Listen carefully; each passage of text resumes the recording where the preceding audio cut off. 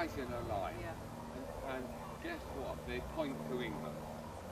Right, now if you look down over there, where see it, another line, and look at my hands, look, it forms a V, and that is the only way to have an anti-aircraft, that's it. Facing the threat at the top of the V, you see, facing the threat. And we naturally said to the Americans, this is an anti-aircraft battery. It will have no bearing on Utah Beach whatsoever. An anti-aircraft gun can't go 13 miles. You see what I mean? But the Americans insisted on bombing this and on putting James Rudder's Ranger Battalion up here. They did, now listen to this carefully, they did say to us, could you get SOE to put a man in here to have a closer look on his feet? Now, there was only one man in this area between Caen and Cherbourg who was in SOE, only one. And he was a Frenchman, he was about 45 years old, and he was told by SOE in London, get in here and see what's happening. And so he came along on his bicycle one day, and he said to the sentry, I'm very sorry to bother you, but my small dog was last seen coming in here by a passing tractor. Could I come and look for him? A load of absolute rubbish. So the sentry said, yes, all right, then okay. And he found one gun in here. That one gun, that was a 120mm howitzer, and it had been dismantled and put into one of these circular emplacements. We don't know which one, but one of them, because I've got a photograph of it and I'll show it to you when we get back to the car. Well, the man saw the gun, and being a sensible guy, he yelled for his dog, and while he was yelling, he leant against the gun barrel like that with his cigarette packet. Are you watching me? Mm-hmm. He put the cigarette packet against the muzzle of the gun. He could measure it then. Oh. You see, he saw the mark where, you know, where, I haven't got a cigarette packet, I don't smoke, but he marked it somehow with his thumbnail. Yeah. And then put the cigarette packet back. So he marked it and went home and measured it, and he said, well, it's approximately 120mm. Now the French had a 120mm gun in the Great War. Now, if that was used by a 120mm gun, it's too fragile. It would completely wreck it. But you see, because the moment, that's the physical force of the recoil, goes that way, and this is much too delicate for that.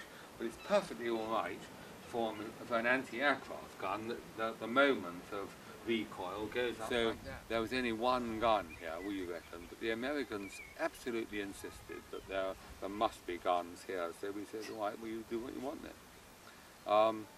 So what happened was that the plan was made, and that a Ranger battalion under that very, very nice man called James Rudder was deputed to capture this site on D-Day.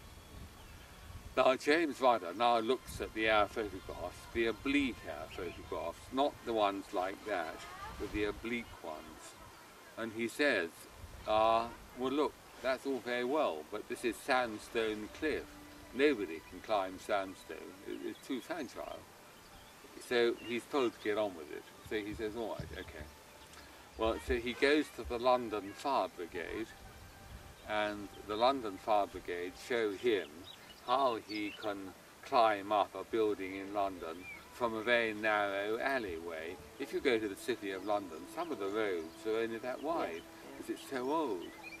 And so they use a rocket gun that goes like that and lands at the top of the building and digs itself in. And trailing behind it is rope about that thick.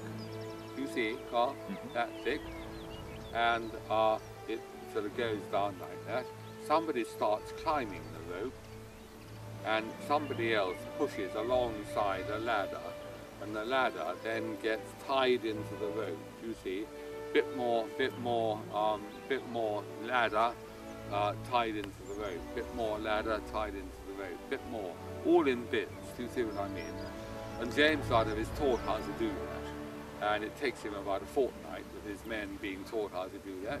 And so he says, right, I've mastered that. So he's got the hang of this place, and his plan is to land on both sides of this promontory here, but he changes that for reasons that I'll tell you in a minute.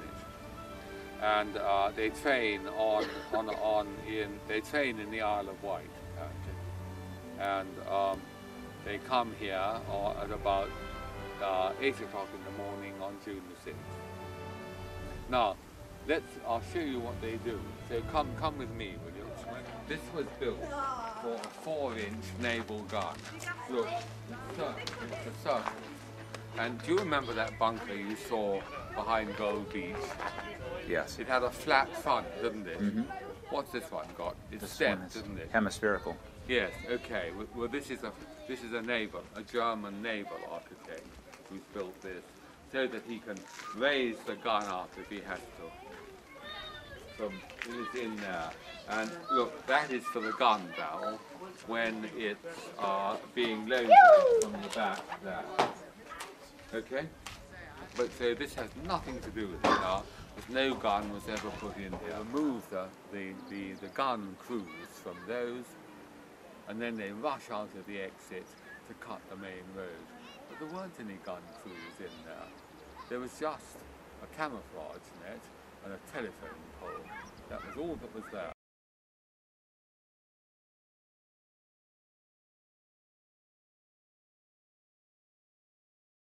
Let's look at the sort of the plan. The preliminary plan was that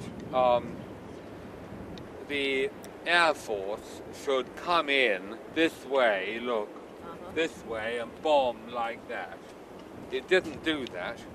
What it did, it flew in this way here, and it dropped every single bomb 5 miles away. Oh. Yeah. What did they hit? I don't know Nothing? why they nothing. They hit nothing. Nothing. Yeah. Right. The Navy was now, that's the whole Navy.